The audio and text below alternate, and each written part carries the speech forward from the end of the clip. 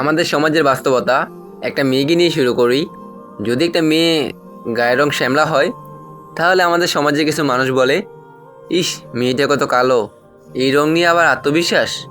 যদি চেহারা সুন্দর হয়, আগে তো কালো ছিল, এত ফর্সা হলো কীভাবে?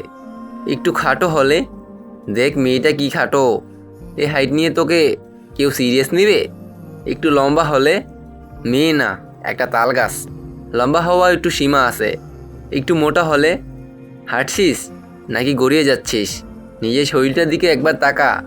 একটু চিকুন হলে, বাবা মা কি ভাত খাওয়ায় না নাকি? জামা কাপড় একটু শর্ট হলে, কি জামা পরছে দেখছো? পরিবারে কোনো শিক্ষাই নেই।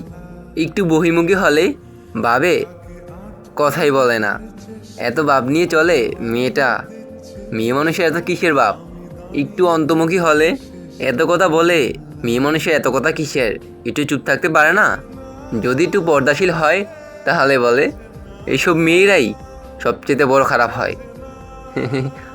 আমার কথাগুলো যদি ভালো লাগে থাকে, টাস করে একটা লাইক দিয়ে দিন প্লিজ।